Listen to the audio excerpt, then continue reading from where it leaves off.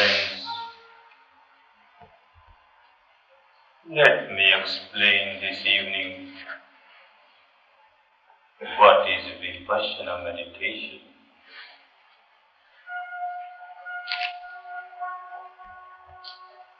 Don't get scared by this word meditation. I know so much corruption is going on in the name of meditation. So much exploitation is going on in the name of meditation.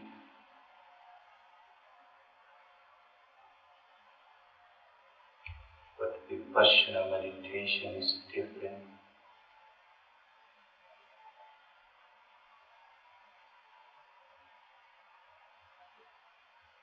It has no corruption, no exploitation.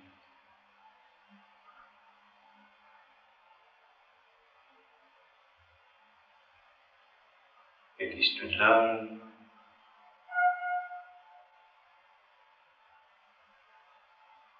art of living. It is a code of conduct, a way of life, healthy way of life, good for oneself, good for others. How to live peacefully, how to live harmoniously, to generate peace and harmony within,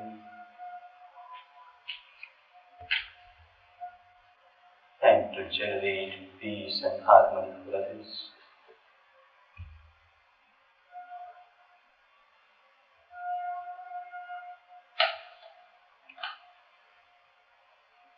Everyone needs peace and harmony.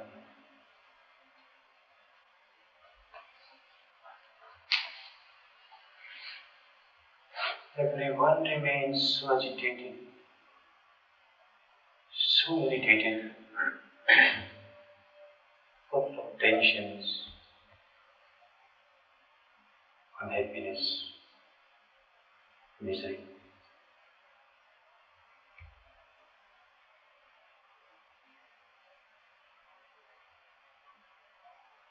Full of fears, feeling of insecurity, anger, hatred, ill will, animosity, tensions, hypertensions.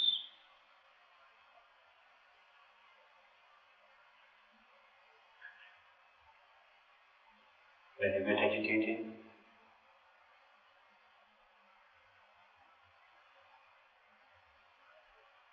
you run to a place of amusement, entertainment, go to a cinema, a theatre, a nightclub, or just on your TV, this channel or that channel.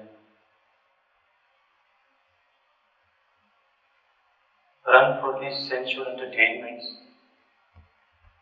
to forget the misery in which you are involved. But this does not solve the problem. The problem is not outside. The problem is inside.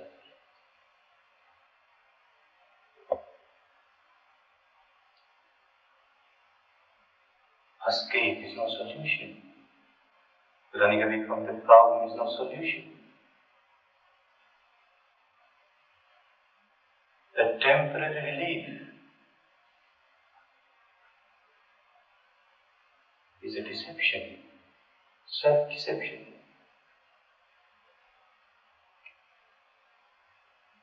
The agitation continues deep inside you. And it keeps on multiplying.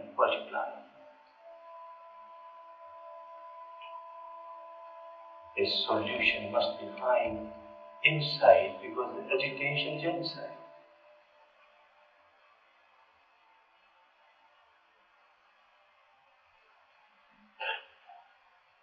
by many sages of the past, saints of the past,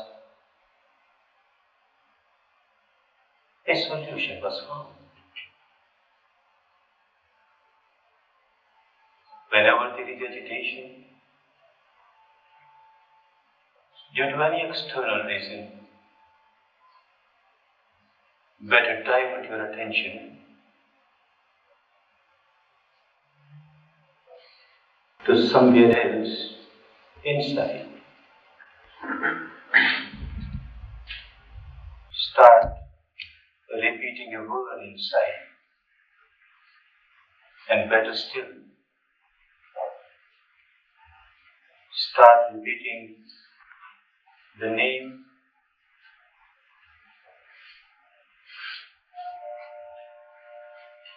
of any deity in whom you have got great devotion, or any saintly person.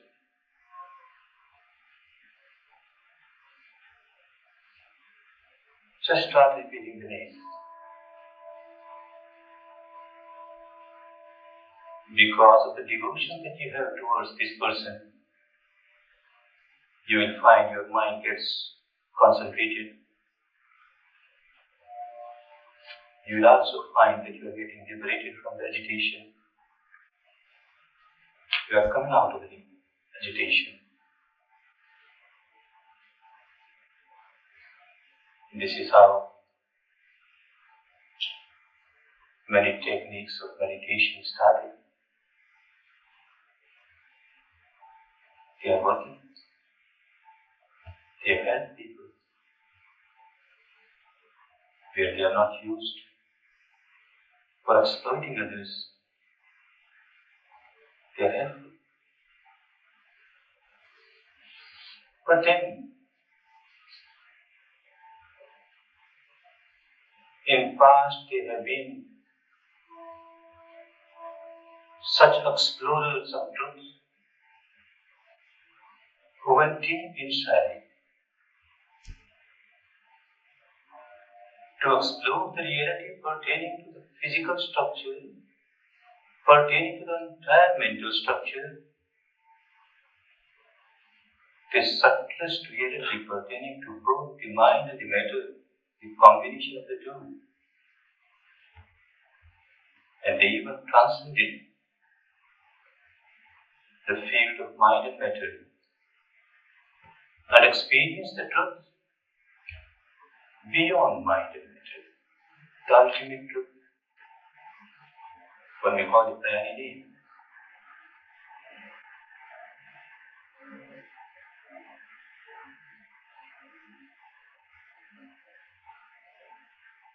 Anyone who reaches this stage where one has realized the reality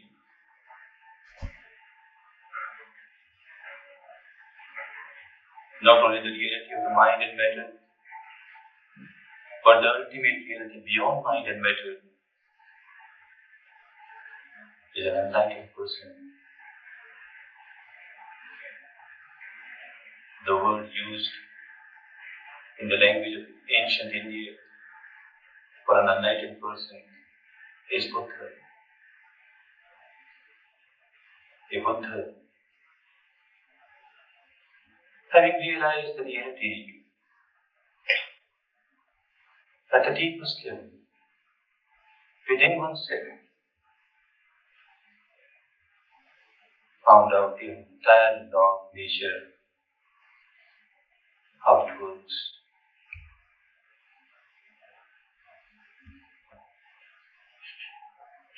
Whenever one gets agitated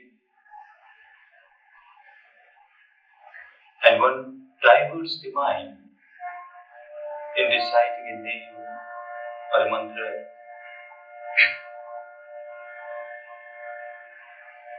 or starts imagining a shape, a form,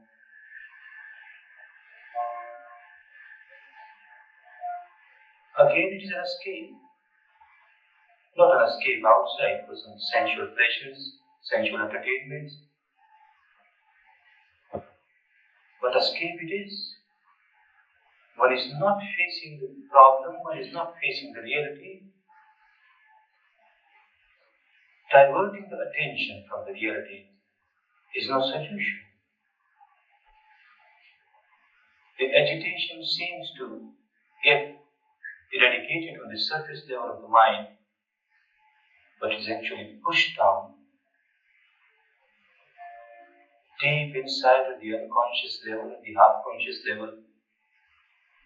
The agitation continues. And from time to time, it again erupts like a volcanic eruption. And one gets overpowered with that, and again, one has to suffer misery. Misery.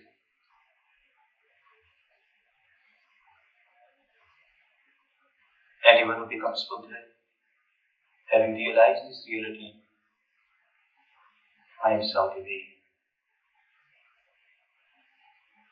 Escape won't solve the problem. Face it. Whenever your mind gets agitated, observe. Observe your mind. The many other realities will become so clear to you. Why the mind gets agitated? You have generated certain defilement in the mind. It will become so clear. Either you generated anger, or hatred, ill will, animosity, fear, feeling of insecurity, passion, jealousy, and some defilement or the other, and the mind has become agitated.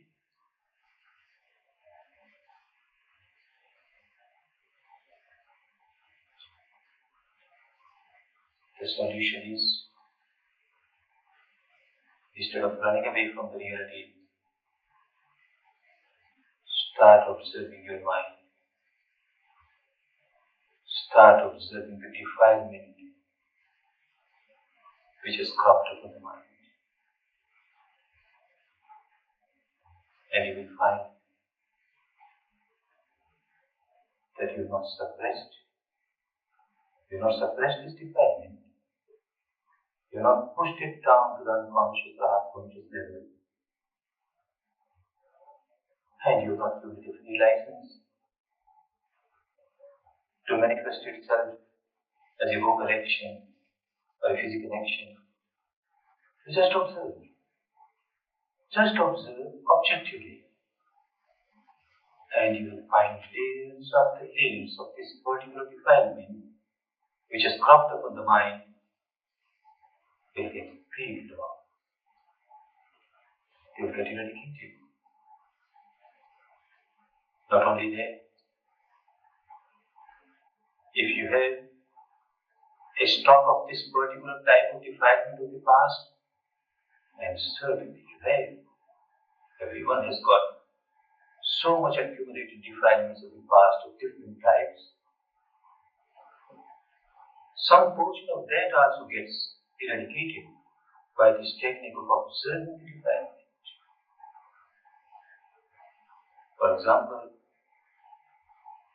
if anger has arisen, then immediately it gets connected with your own stock of anger. And when you start observing this anger, layers after layers of this anger gets eradicated, then some portion of your own stock of anger which has come on the surface also gets eradicated.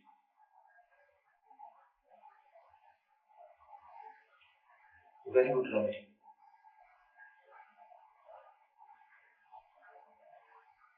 But certainly very difficult to practice. It is certainly very difficult to observe abstract mental defilements. Very difficult to observe anger as abstract anger, fear as abstract fear, passion as abstract passion, hatred as abstract hatred. Not possible. As soon as you close your eyes and try to observe a defilement,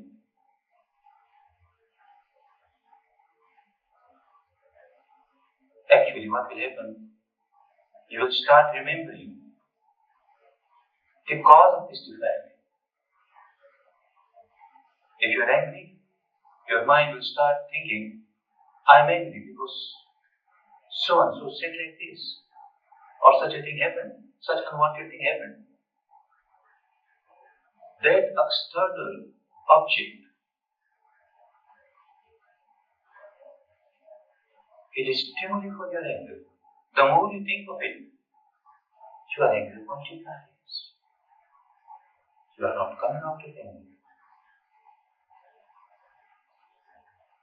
Cutting yourself off from the outside stimulation to observe just anger, abstract anger, and so also similarly abstract fear, abstract passion, very difficult to observe.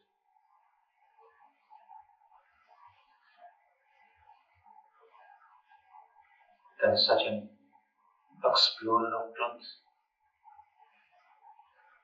who will explore the reality within the framework of the body. At the deepest level, the reality of not only the mind, but also the matter. Because they are both so interrelated, it became so clear to such a person, and it becomes so clear to anyone who starts exploring the reality inside. It will become so clear that as and when any defilement arises on the mind, two things start happening at the physical level simultaneously. One at a little gross level, and the other at a little subtler level. At the gross level, your respiration will lose its normality. Whenever there is anger, or fear, or passion, or hatred, you will find your breath is no more normal. And when you are free from the defilement, the breath again becomes normal. So the defilement of the mind is strongly connected to your breath, to your respiration. At a subtle level, as soon as any defilement arises in the mind, there is bound to be a biochemical reaction on the entire physical structure. Some sensation or the other is bound to be in the body. Any defilement, and there will be a sensation on the body. Certainly you can't observe abstract anger, abstract fear, abstract passion, any abstract defilement. But certainly if you practice, you can observe your respiration. You can observe the sensations on your body. And when you are observing them, you are not running away from the reality. This is certainly not an escape. This is just the other side of the coin. On one side of the coin, the mental defilement which has come on the surface, which is making you so agitated. On the other side of the same coin, the physical phenomenon, the respiration, the sensation of the body. You are observing the same coin. When you are observing respiration or you are observing sensation, you are certainly observing your mind and you are observing whatever is arisen on the mind. And the same result will be there. You will find layers of that particular impurity which has cropped up. Layers of that impurity will get picked up. You are liberated from it.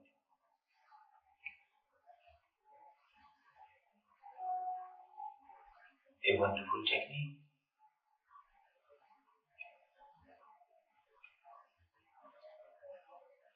Nothing to do with any sect, any community, universal.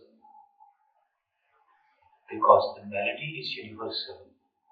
The remedy has to be universal. It can't be sectarian. When one gets agitated because of any defilement, anger or hatred or envy, passion or fear, you can't label this agitation, you can't label this defilement, you can't say that this is Buddhist agitation or Christian agitation or Hindu agitation or Muslim agitation. So also you can't say that this is Buddhist anger or Hindu anger or Christian anger or Jew anger. Anger is anger, universal. It is a malady. Agitation is universal. Universal malady requires a universal remedy.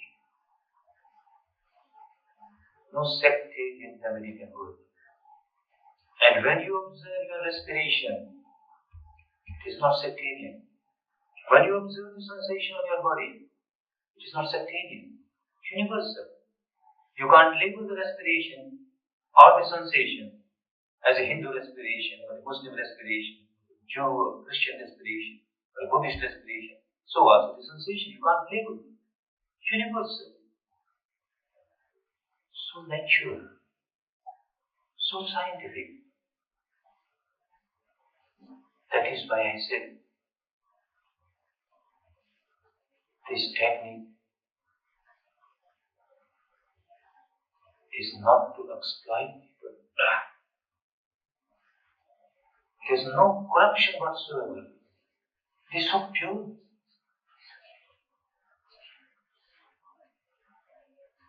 Not to convert people from one organized religion to another organized religion. What will one gain by this conversion? Sheer madness. Just changing the name from Christian to Buddhist, or from Buddhist to Christian, or from Christian to Hindu, or Hindu to Christian or Muslim. What difference is it going to make? One may have any name. One may call oneself by any name. So long as one is generating defilements, one is bound to get agitated, one is bound to suffer. When you call himself a Hindu or a Muslim or a Jain or a Christian, it makes no difference at all. One may call oneself a Burmese or an Indian or an American or a Russian or a Chinese, it makes no difference at all. Human being is human being. Out of one's own ignorance, out of madness, one keeps on generating these defilements and keeps on becoming agitated. Keeps on tying knots. Anything unwanted happens in the life. One generates tension, ties knots. Whenever unwanted things do not happen, one generates tension, ties knots. Unwanted things keep on happening in the life. Wanted things sometimes happen, sometimes do not happen. And one keeps on tying knots upon knots, Gordian knots. The entire physical structure, the entire psychic structure, the combination of these two is nothing but bundle of knots, Gordian knots, barbed knots. Keeps everyone so miserable. One may be from any community, from any country, of any color, of any religious group, makes no difference at all. No difference at all. The law of nature is universal. It is applicable on one and all. If there is any technique by which one comes out of the old habit of tying knots, generating tensions, if there is any technique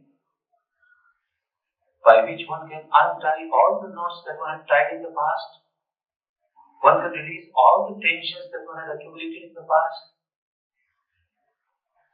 then certainly it is a wonderful technique. That is Vipassana. Vipassana is only for that purpose. It is is not a dogma. It is not a cult. It is not a blind belief. No exploitation by having any cult of the Gurudom. People should depend on this Guru. And out of his supernatural powers, he will liberate one from all the miseries. This does not work so far as Vipassana is concerned. Everyone has to work out one's own liberation. Everyone has to work out one's own salvation. The teacher is just a guide. Because he has experience in this technique, he has walked on this path for some time, he is capable of guiding people. He guides with all the love and compassion. But each individual has to take every step on the path to reach the final goal of full liberation from all the miseries. Each individual. No mysticism, no magic, no supernatural power, no hypnotism. A scientific way of coming out of the misery.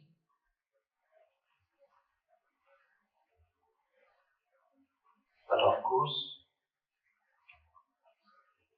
a difficult practice, very hard work. Anyone who wants to practice Vipassana has to give very hard work. One has to come and join a camp for 10 days.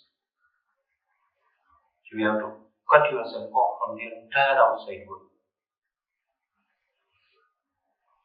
You will get scared for 10 days. Why I am asked to cut myself away from the outside world?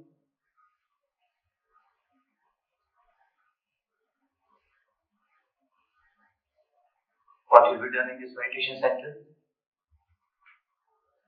Any kind of brainwashing? Any kind of hypnotism?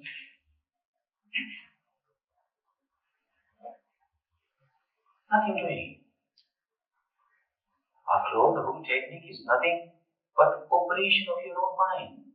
To take out the deep-rooted impurities from the mind and come out liberated from the miseries which are the result of these impurities. Operation of the mind. Very serious. Even when you have operation of the body, you have to keep yourself confined to the operation theatre of the hospital. You can't have contact with outsiders. No outsider is allowed to come in this operation theatre while you are being operated. This is much more serious. Operation of the mind. It requires a very calm atmosphere, quiet atmosphere, where you can work on this operation yourself. You have to go deep inside. If there are disturbances all around, you can't make it deep inside. Your mind will be so agitated. So for these 10 days, when you are making the operation of your own mind, certainly you have to cut yourself from all outside world, all other activities. I said in the hard work, from morning 4:30 till night 9:30. You have to keep on working. Don't get scared. You will get recess periods for your needs, for your bathing, for your washing. But still, you have to keep on working for number of hours. Initially, 1 or 2 days, the mind will revolt. the body will devote. Both the mind and body, they are prisoners of their own habit pattern. And something goes against their habit pattern. They don't like it.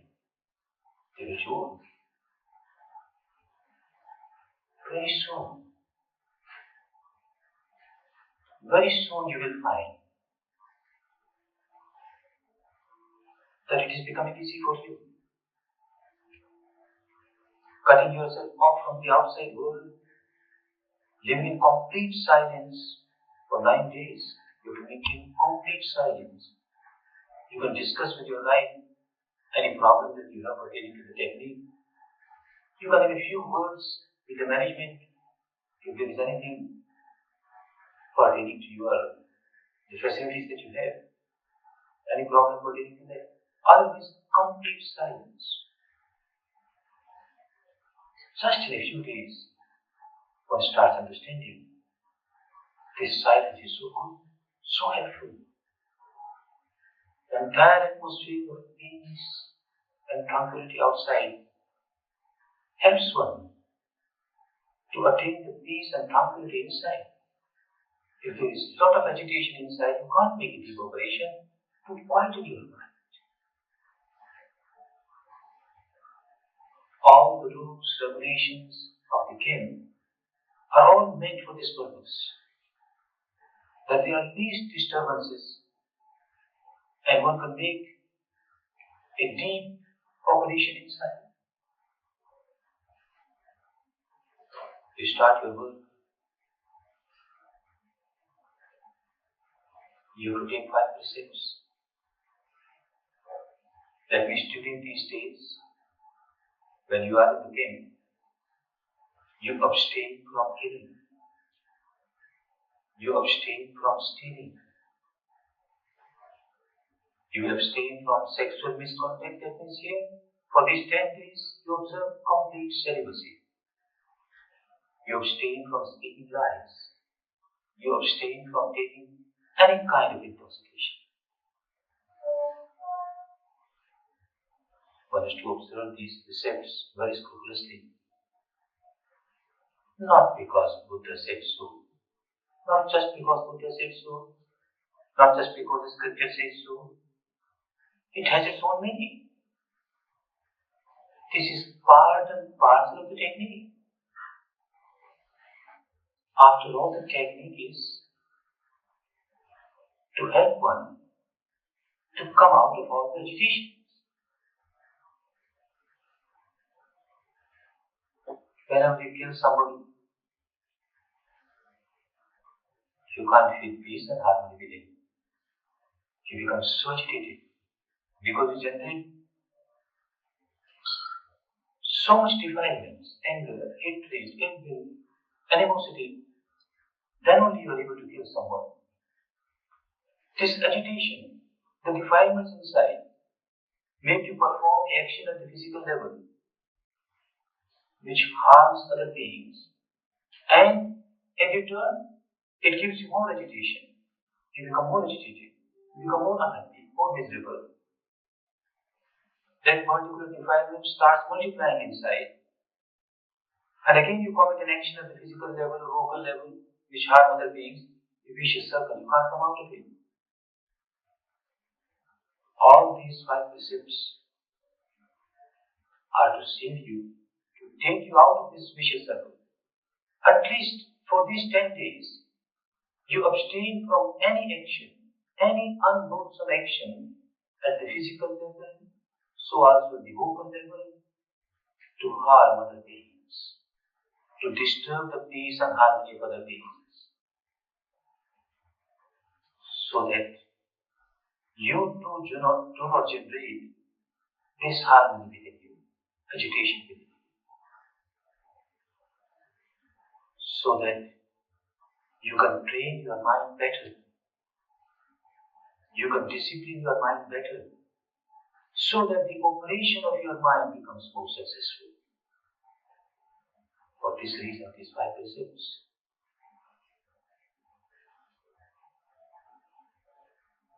And then you start training your mind. to get concentrated. Keep the mind on one object, the object of reality. The whole technique is to explore the reality pertaining to yourself. Know thyself. As all the sages and saints have said, know thyself. Not just at the intellectual level, not just at the emotional level, but the actual level, the experiential level. Know thyself. What is this I? Mind. And tremendous amount of attachment towards this I, towards this mind, and every attachment creates tension, agitation. After all, what is this I? The entire physical structure, which I keep on saying I, mine, and keep on generating tremendous amount of attachment towards it. The entire psychic structure, to which I keep on saying I, mine, and tremendous amount of attachment to it, generating tremendous amount of agitation because of that. After all, what is this? What is this physical structure? What is this psychic structure? You have to explore the reality yourself.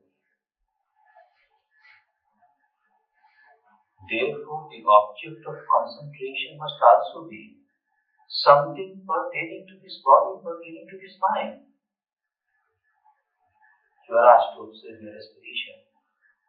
It is connected both with your mind and the body. It is a function of the body. Breathe in, breathe out, breathe in, breathe out. And it is so strongly connected with the mind.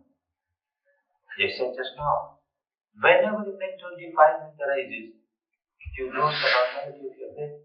When the defilement is gone, the breath becomes normal. So how very much connected it is with the defilements of the mind.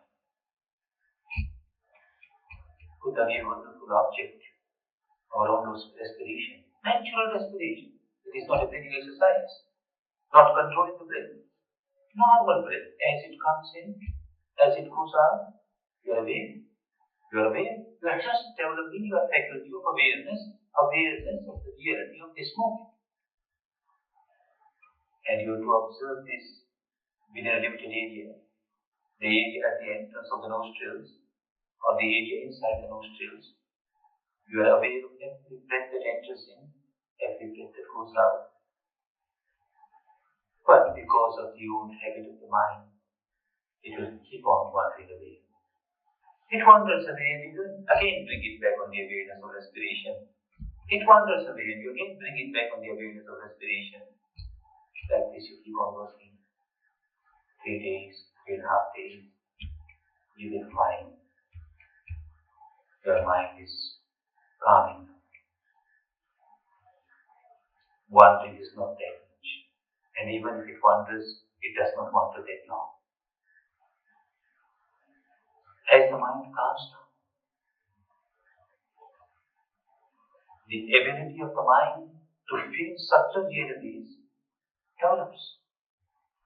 Then not only the breath, you start feeling sensations around this area. Natural sensations, again no imagination. The entire part is to remain with the reality of this moment as it is, pertaining to your body, pertaining to your mind. Sensations.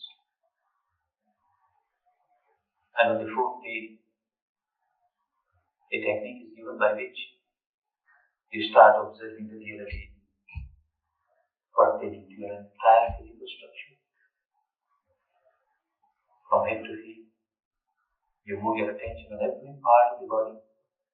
And because you've been working the last 3 to 3.5 days, training your mind to remain concentrated with the reality of this moment as it is, the mind has become sharp and you start feeling the sensations on different parts of the body. Not only feel the sensations, but remain equanimous with the sensations. The old habit pattern was that whenever a pleasant sensation arises anywhere, you start liking it, which very soon turns into craving, very soon turns into clinging. So also whenever an unpleasant sensation arises, you start disliking it, which very soon turns into aversion, hatred, this craving, this aversion. This is agitation. This generates various other defilements in the mind, and when one becomes so agitated,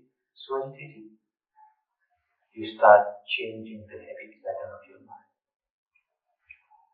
Instead of reacting to these realities pertaining to your mind and your body, that means these sensations, you keep on observing them objectively.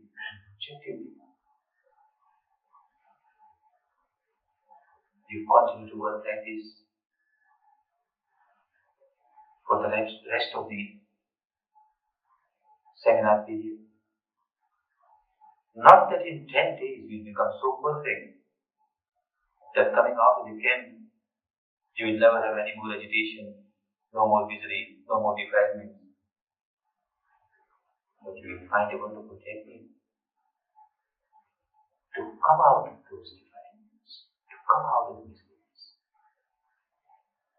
It will certainly start helping you. You may be from any community, from any religion, makes no difference. Law of nature, as I said, is applicable to one and all. Whenever there is a defilement, a sensation starts in the body, you start reacting to it, the defilement increases. The sensation increases. You react to it, the defilement increases. It keeps on multiplying. Tensions, hypertension. You know peace, you know harmony. And whenever you know peace, no harmony, you're so miserable. And you don't keep this misery limited to yourself. You start throwing this misery on others. You start throwing this misery on the atmosphere around you. The entire atmosphere becomes tense. Anyone who comes in contact with you becomes tense, becomes miserable. You are agitated. You are miserable. You make others agitated. You make others miserable. Certainly, this is not the art of living. Very unhappy life. Very miserable life. No peace, no harmony. Tension, hypertension, no sleep during the night, sleeping pills, and the quantity increases, sleeping pills, and tranquilizers, and the quantity increases. More and more tranquilizers. Till you are not out of your agitation. You are not out of your tension, your hypertension. But we reach a stage where one has to take electric shocks. Terrible misery.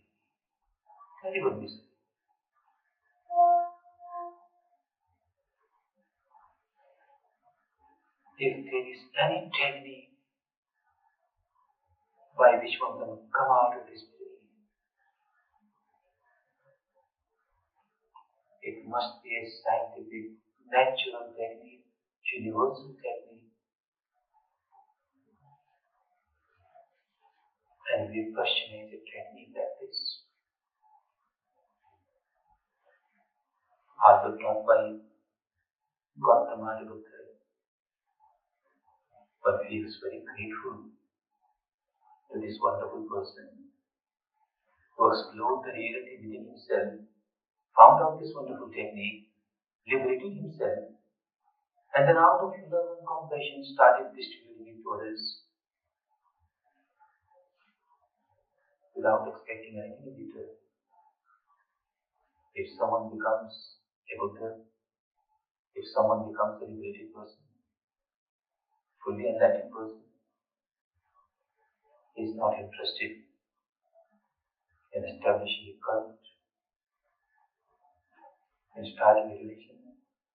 He is not interested that a large number of of people should get converted in his religion.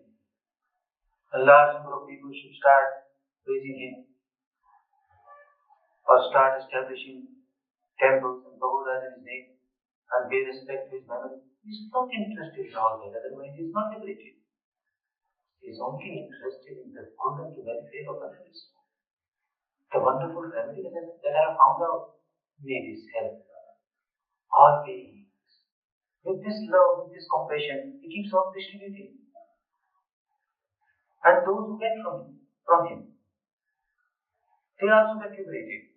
And a liberated mind, by nature, a pure mind by nature is full of love. Pure love. When I say love,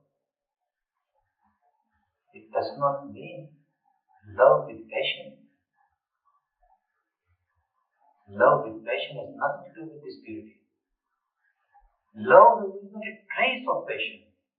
Love full of compassion. Full of compassion, where nothing is expected in return. Just what we receive. Give. The good of others, for the benefit of others.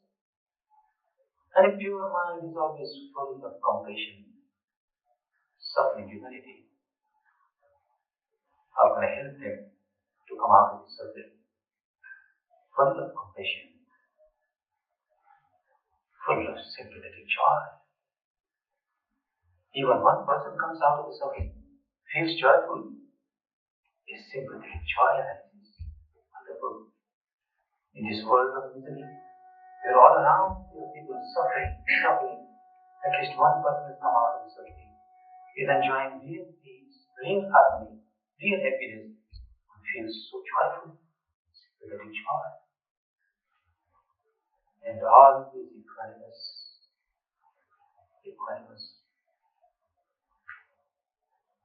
No ups and downs of the life, no vicissitudes of the life can make his mind unbalanced. That is how one remains so peaceful. The technique is to take everyone to that stage where the mind becomes ultra pure, full of love, full of compassion, full of sympathetic joy, full of equanimity. And then one starts distributing this wonderful remedy to others. And like this, from the days of Buddha, from generation to generation, such liberated, purified persons kept on distributing it. And wherever this technique remained in its pristine purity, people got the same benefit. Even today, people get the same benefit. That is why I say, it is not at all necessary that one should get converted from one religion to another religion. The technique is not for converting people from one religion to another religion. Conversion is of course there, but the conversion is from misery to happiness.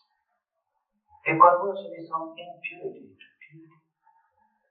The conversion is from bondage to liberation, which is for one and all.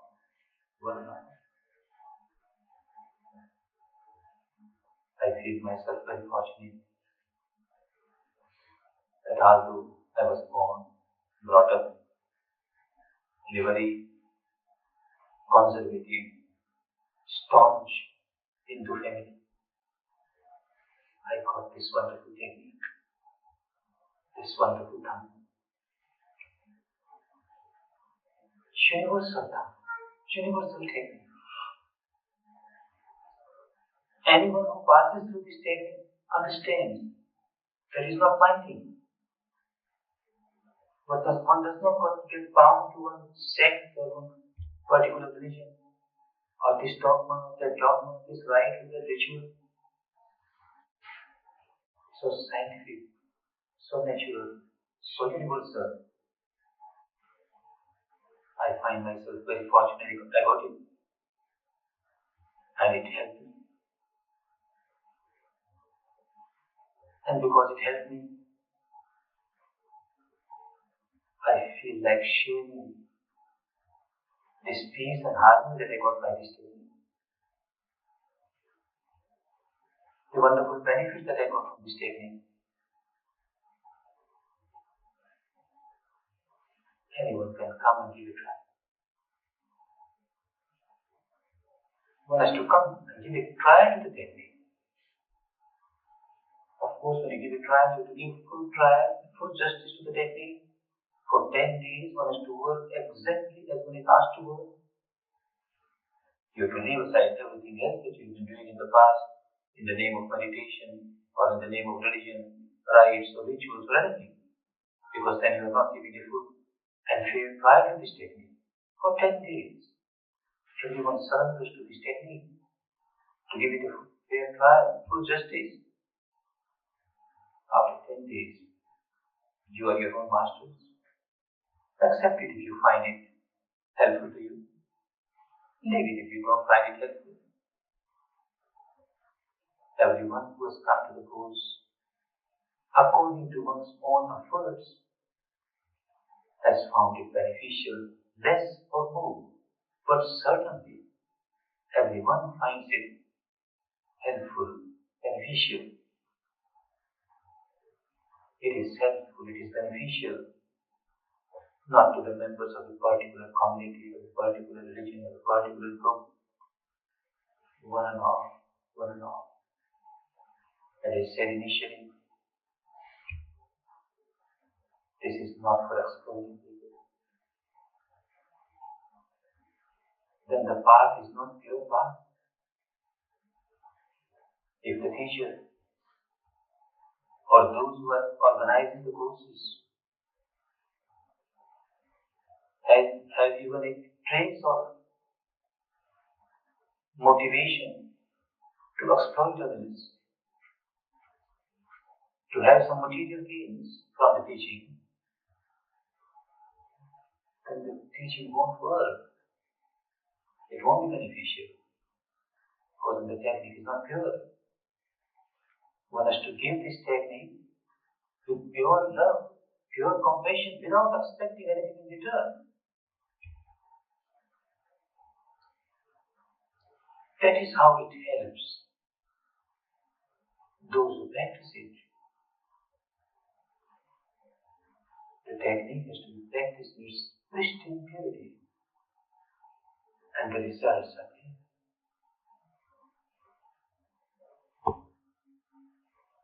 Give it a try. In your own interest, for your own good, for your own benefit, without having any fear that you are getting yourself involved in any cult. Nobody will ever ask you to wear particular types of robes, particular color, particular cut, have this kind of rosary around your neck, that kind of rosary around your neck, this emblem of that end, this right or that right, this blind belief or that blind belief. Nothing to it. It is science of nature, nature of the body, nature of the mind. Explore this. Explore the reality within yourself. Come out of it. No blind faith, no dogma. Heart of being. A way of life. The more and more you get established in this technique, 10 days is just a beginning. And once you are convinced by a practice of 10 days, you get this technique as to how you practice going back home. It's a long way. You keep on maintaining your practice, and you will find it. A very good change is coming in your life. Life is becoming more happy, more peaceful, more cordial, more harmonious. Good for you, good for others. The more and more mind gets purified, you can't feel like harming anyone at the physical level or vocal level.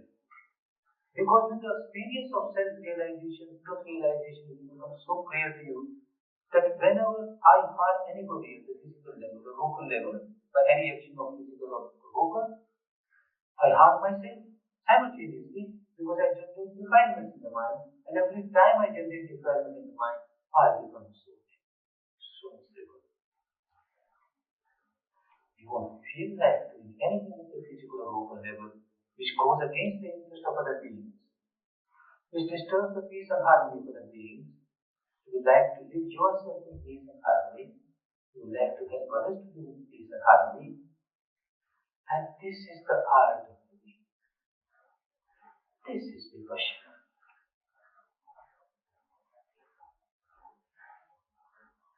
May all of you get this wonderful technique